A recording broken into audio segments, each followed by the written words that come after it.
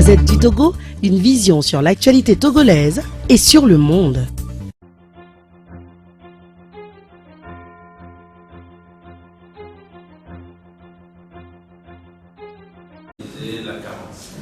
La carence comme mode de gouvernance avec quelques éléments qui nous ont été présentés par ces éminents communicateurs. Je vais essayer quand même de parler un peu si je tiens compte de la thématique qui nous réunit cet après-midi, parler de la démocratie, parler de quelques enjeux, de quelques défis, et puis peut-être permettre au débat de nous ouvrir justement cette possibilité d'aller en profondeur sur chacun des différents aspects. Roger, je vais peut-être faire une petite entorse à ta présentation, plutôt de parler du volet social. Je me suis permis de survoler un peu quelques éléments qui me paraissent primordiaux, des éléments qui me paraissent constituer quelques enjeux clés pour permettre vraiment au niveau d'accéder à la démocratie, d'accéder à la bonne gouvernance, d'accéder à une économie assainnie, sans trop budgétaire, pour reprendre l'expression de M. Toubou, et d'accéder enfin à l'épanouissement de la population. J'ai donc dit que cette défaillance de notre classe dirigeante a été démontrée par les maladies et par M. Toubou. En ce qui concerne les droits humains, je reprends une expression utilisé tantôt par Aimé. Il a dit sans les droits humains, ils sont une composante du développement, j'ajouterai une composante de la démocratie. Le Togo ne peut pas avancer. Je pense que c'est une réalité. Et il a précisé que les droits humains ne sont pas un idéal, contrairement à ce que un éminent ministre de notre gouvernement a affirmé une fois. Donc nous parlons de démocratie, nous parlons de développement, et je crois qu'aujourd'hui nous sommes convaincus, je l'espère, que ces deux concepts extrêmement importants sont très fortement liés. Si vous voulez que une nation se développe, si vous voulez que tous les citoyens se mettent ensemble pour travailler, pour permettre le développement du pays, il faut libérer les droits humains. Si les populations ont le sentiment d'être sous une chape de plomb, si, comme c'est le cas actuellement, les citoyens ont le sentiment de manquer d'air, de suffoquer, il est illusoire d'espérer voir ces citoyens se mettre dans le sens de la marche et permettre le développement de la nation. Finalement, c'est quoi la démocratie? J'ai repris une formule du président Abraham Lincoln, 16e président des États-Unis d'Amérique, qui dans un discours avait dit, il avait utilisé cette formule qui est devenue très célèbre, la démocratie, c'est le gouvernement du peuple, par le peuple et pour le peuple. Cette formule est tellement célèbre qu'elle a été reprise dans plusieurs constitutions, notamment la constitution française, dont nous sommes beaucoup inspirés. Et cette constitution française, dans son article 2, reprend de façon explicite cette formule et affirme que le principe de l'État, le principe de la souveraineté de l'État français, c'est bien sûr le gouvernement du peuple, par le peuple, pour le peuple. J'ai ici notre constitution, c'est celle de 1992, parce que j'estime que c'est notre constitution. Et notre constitution, à l'article 1, qui parle de l'État et de la souveraineté, précise que son principe est le gouvernement du peuple, par le peuple et pour le peuple. Je poursuis la lecture, je vous invite à l'article 4. Il est dit quelque chose qui me paraît très important. La souveraineté appartient au peuple. Il l'exerce par ses représentants et par voie de référendum. Aucune section du peuple, aucun corps de l'État, aucun individu ne peut s'en attribuer l'exercice. Je reviendrai là-dessus.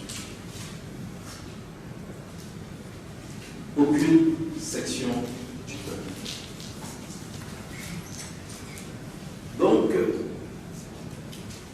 comme nous l'avons vu, la souveraineté appartient au peuple. Et je crois que, une fois que cela est clairement mis dans la loi fondamentale, tout a été dit. Tout a été dit parce que cela veut dire que c'est le peuple qui est au commencement. Le peuple est au cœur de l'action. Et le peuple est à la fin. Je m'explique. Le peuple, pour moi, est au commencement de l'action. Cela signifie que c'est de façon souveraine que le peuple se choisit sa classe dirigeante. C'est de façon souveraine que le peuple décide d'élire ses représentants. Nous sommes 7 millions de Togolais. Lorsqu'on dit que la souveraineté appartient au peuple, nous ne pouvons pas à 7 millions assurer le pouvoir exécutif. Nous ne pouvons pas à 7 millions assurer le pouvoir législatif. Et nous ne pouvons pas à 7 millions assurer le pouvoir judiciaire. Il faut bien que nous ayons des représentants, des dirigeants que nous avons choisis, pour leur demander justement d'exercer le pouvoir. Donc le peuple, au commencement, par le fait que le peuple a la possibilité de choisir librement et souverainement ses représentants. Le peuple est au cœur de l'action parce que ces représentants que nous avons choisis, ils exercent le pouvoir au nom du peuple, pour le peuple, au service du peuple, et non pour leur propre compte. Et enfin, le peuple est à la fin, de l'action, à la fin donc, de l'action, parce que c'est ce peuple qui souverainement peut décider de mettre fin à l'exercice du pouvoir. En tant que peuple, je me suis choisi un représentant ou des représentants, et au bout d'un certain temps, je peux souverainement et librement décider donc, de changer les représentants. Et je crois que le mot est lâché, représentant. Et malheureusement, c'est là où on se rend compte de toute la complexité de l'exercice. Parce qu'il arrive parfois, malheureusement, que la copie décide de prendre le pas sur l'original. Le peuple, souverainement et librement, s'est choisi une classe dirigeante. Et devant un échec patent, comme cela a été démontré par M. Emeadi, par M. Koumou, le peuple décide de changer les représentants et de mettre en place une autre classe dirigeante. Mais malheureusement, j'ai dit que la copie prend le pas sur l'original parce que les représentants décident, après avoir goûté au pouvoir, après avoir vu que cette position dominante leur confère des avantages, décident de garder ce pouvoir, décident de ne plus rendre compte au peuple qui les a choisis, qui les a élus. Et qu'est-ce qui se passe? Qu'est-ce que cela engendre? Les représentants décident de mettre fin à ce contrat social qui les unissait au peuple qui les a mis en place. Ayant rompu le contrat social, ils mettent de facto fin à cette légitimité conférée par le choix exercé par le peuple libre. Et je crois que dans notre pays, les exemples sont édifiants. Les exemples, vous les connaissez mieux que moi. Je me suis permis d'en choisir peut-être 2 ou 3. Je vais commencer malheureusement par celui de février 2005, à la mort du président Yadema. Souvenez-vous, dans la lecture de notre loi fondamentale, j'ai parlé de la section du peuple qui n'a pas le droit de s'arroger la souveraineté qui appartient à l'ensemble de la population, à l'ensemble du peuple. Et en 2005, qu'est-ce que nous avons vu en février 2005? Nous avons vu une section du peuple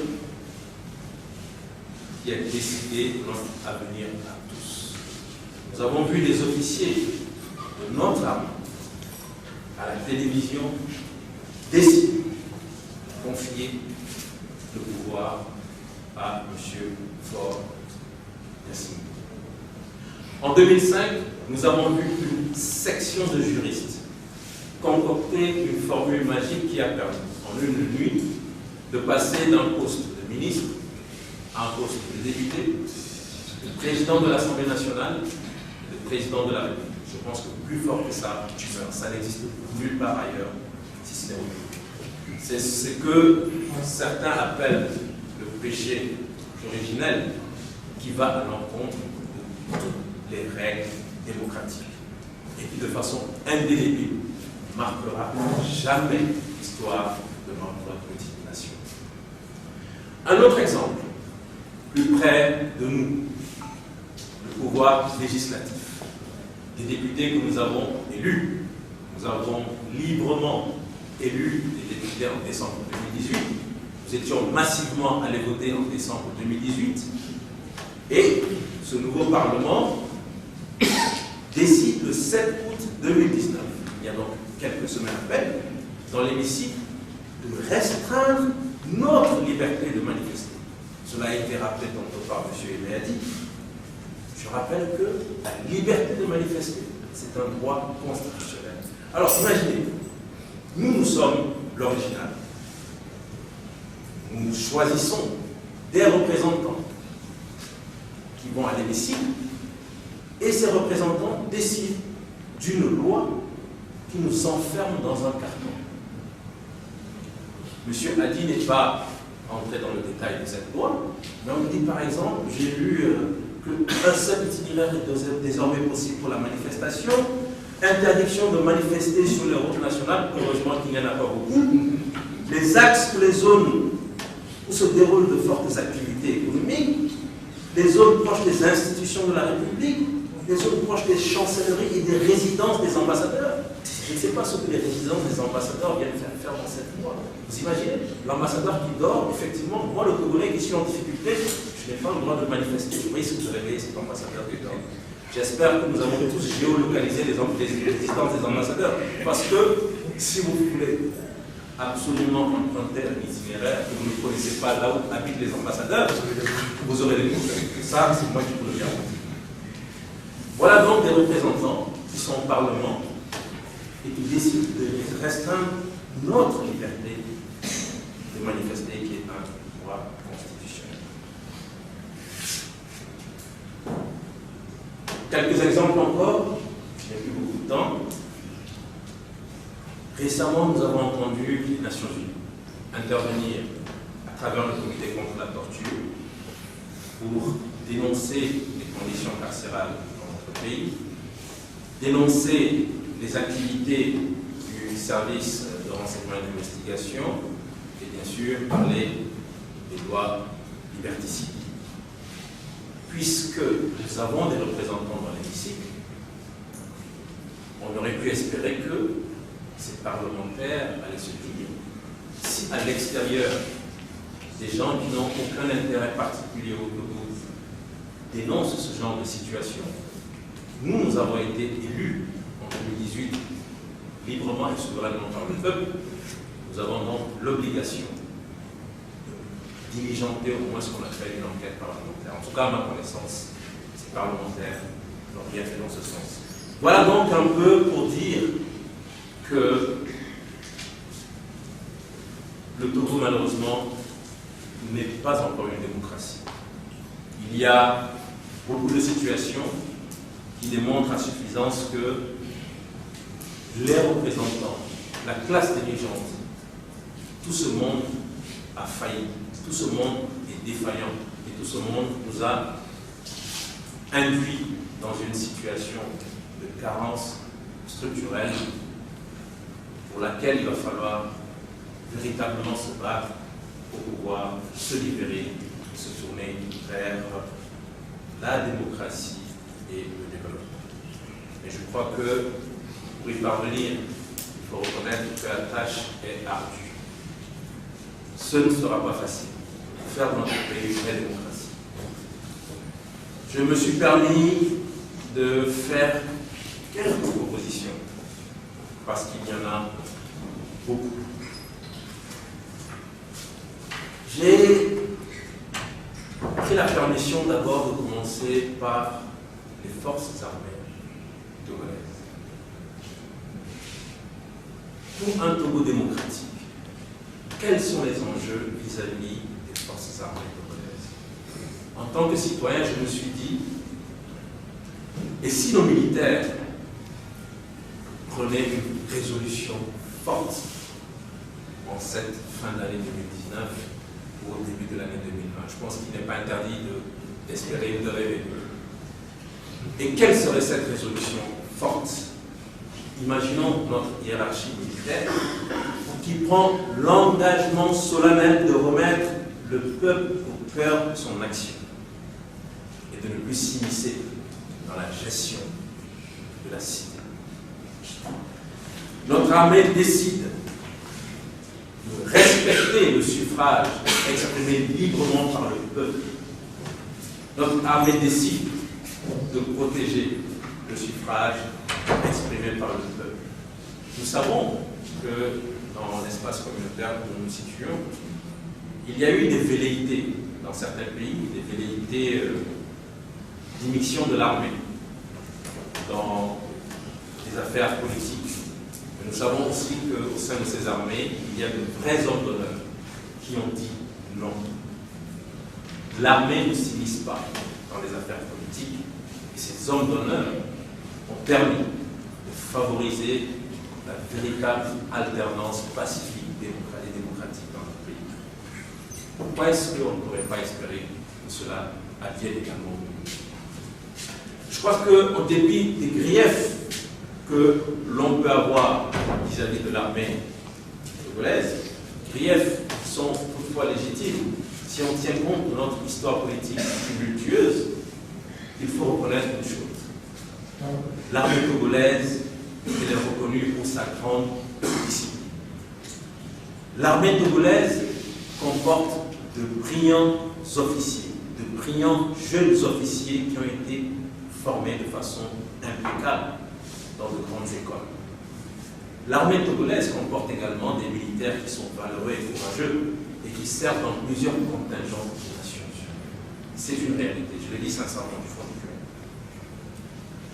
Alors, dans un élan de construction de la démocratie, pourquoi est-ce que cette armée ne pourrait pas, d'un, réaffirmer son caractère républicain, l'armée au service du peuple, et de deux, pourquoi est-ce que cette armée ne pourrait pas désormais focaliser son action sur la protection des hommes et des femmes qui composent cette nation? Nous savons tous qu'aujourd'hui, l'enjeu sécuritaire est prioritaire dans notre espace communautaire, dans notre sous-région, avec la menace djihadiste, Boko Haram et autres. Est-ce que l'armée ne devrait pas se focaliser justement sur ce genre de menace, devenir une vraie armée républicaine au service de la nation congolaise? Et cela suppose un supplément d'encadrement, un supplément de formation et un meilleur équipement.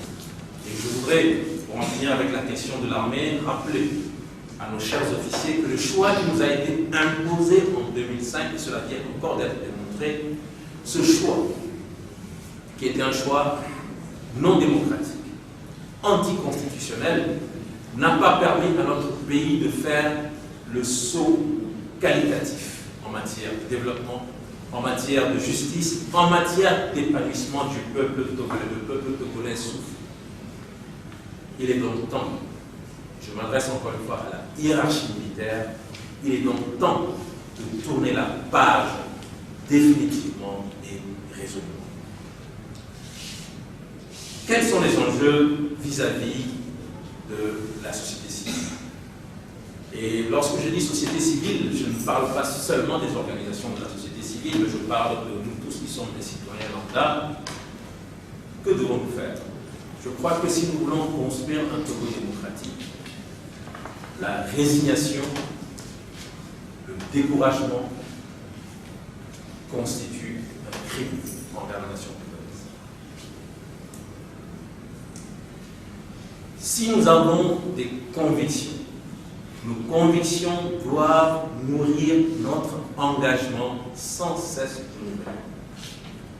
En dépit des échecs momentanés, nous ne devons pas être découragés. Au contraire, ces échecs momentanés doivent nous amener à réfléchir et à mieux faire. Cette résignation, ce découragement, malheureusement, nous sentons cela au quotidien. Lorsque nous avons commencé cette conférence publique, nous étions assez déçus parce que la salle était elle est à moitié vide, moitié. Elle commence à se remplir. L'espoir est perdu. Je crois que nous devons tous, vis-à-vis de notre nation, faire preuve d'engagement. Nous tous qui sommes citoyens, ainsi que toutes les institutions. Je vais prendre l'exemple de l'institution chrétienne, qui avait voulu observer les élections locales du 30 juin 2019. L'institution chrétienne en a été empêchée.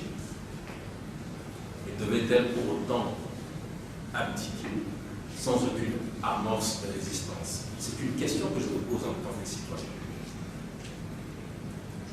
Où est l'engagement? Où est la conviction?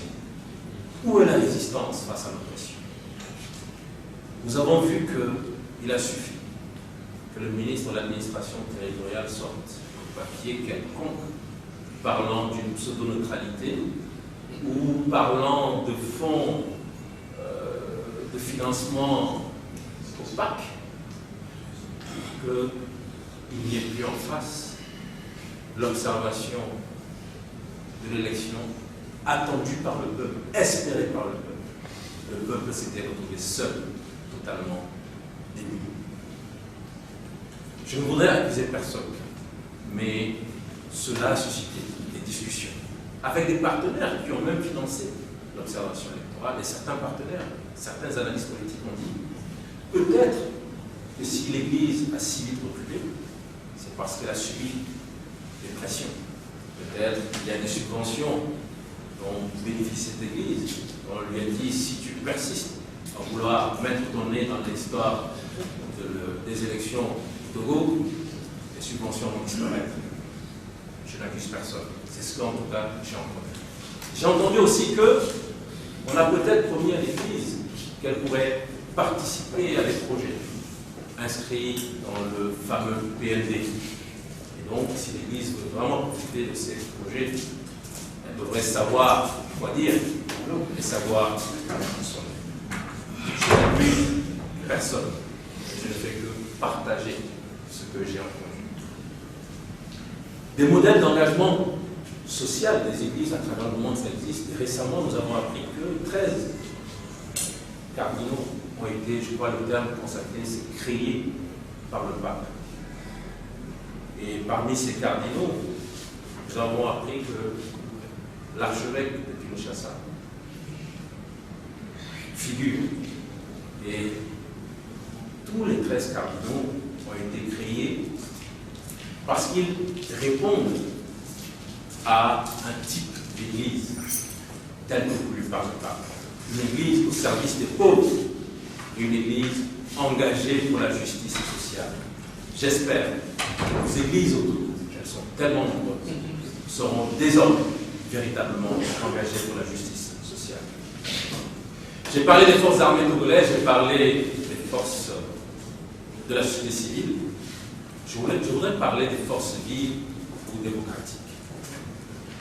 Je crois que les forces vives, les forces démocratiques savent pertinemment qu'il est impossible d'avancer.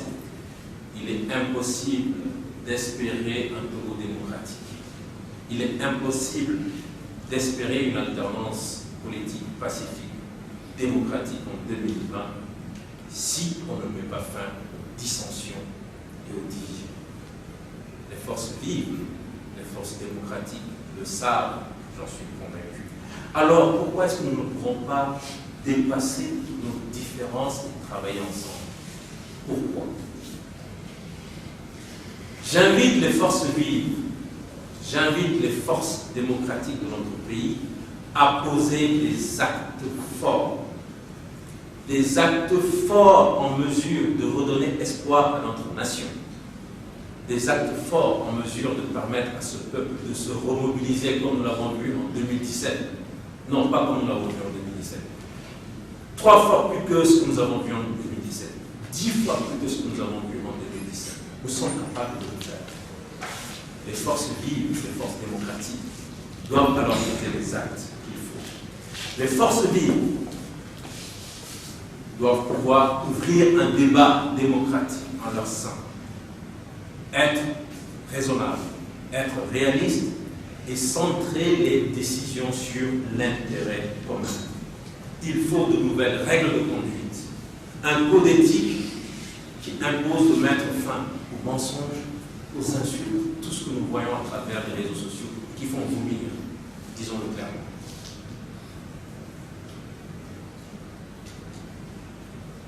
J'ai parlé des forces armées, j'ai parlé de la société civile, j'ai parlé des forces vives.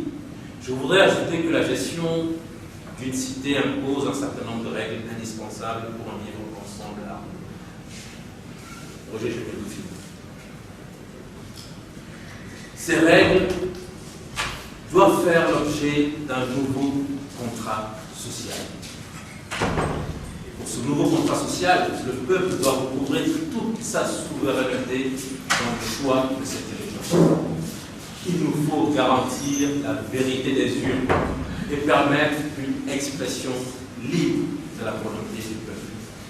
L'année 2020 approche à grands pas et il y a des conditions à remplir pour que les élections au Togo soient publiques et équitables.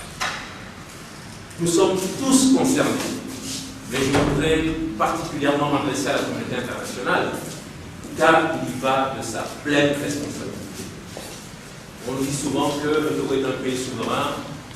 Nous n'avons pas le droit de nous immiscer dans les affaires internes du Togo, mais nous savons tous que feu le président Chirac, que la terre soit légère, en son temps avait validé des changements constitutionnels uniques dans notre pays au Togo.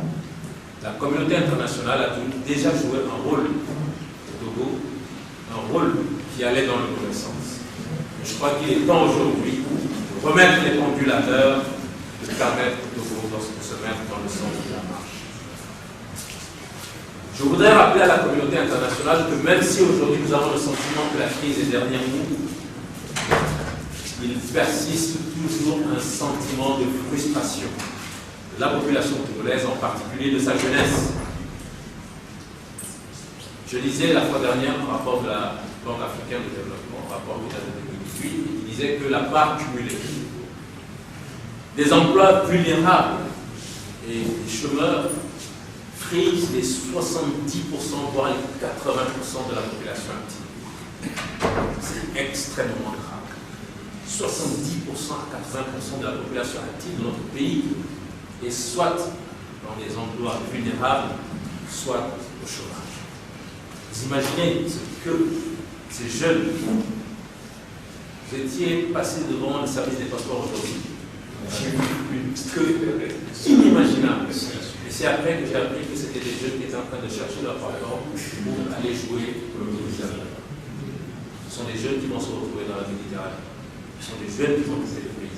Si cette communauté internationale ne peut pas voir survenir une situation chaotique dans nos pays, il est temps qu'elle nous aide à tourner la page de l'ordre ancien. Comme l'a rappelé récemment le président nigérien, président d'exercice de la CEDEAO, il faut nécessairement limiter le nombre de mandats présidentiels. Je vais finir avec cela. Mais la limitation de mandats, ou si vous voulez, je veux dire l'alternance politique, n'est pas une panacée. C'est ce que le président ici a dit, je crois qu'il a raison.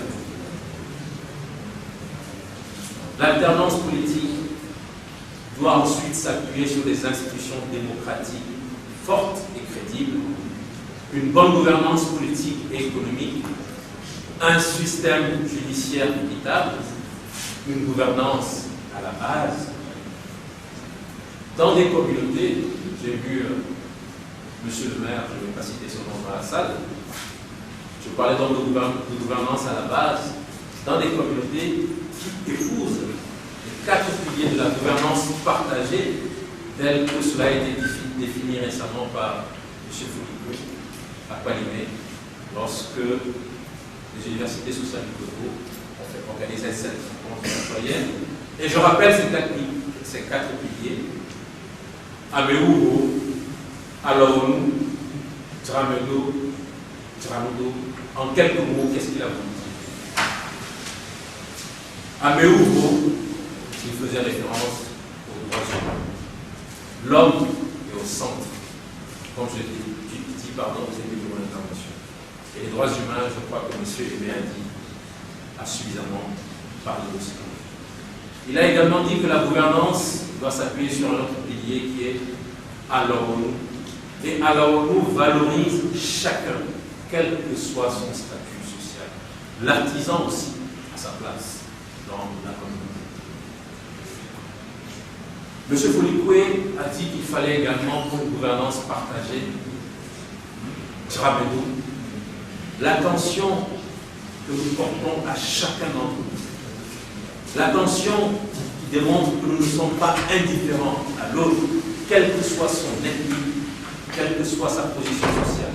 Et c'est cette attention qui permet d'établir une véritable relation humaine vis-à-vis de l'autre.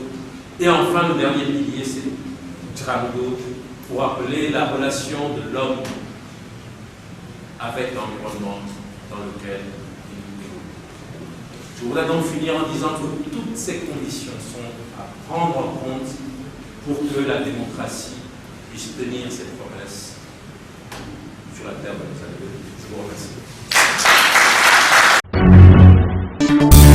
La Gazette du Togo, une vision sur l'actualité togolaise et sur le monde. Rejoignez-nous sur le www.lagazettedutogo.com ou sur nos comptes Facebook, Twitter et YouTube. Pour tout contact, écrivez à contact@lagazettedutogo.com ou appelez le 92 80 88 53. La Gazette du Togo, c'est l'information en continu.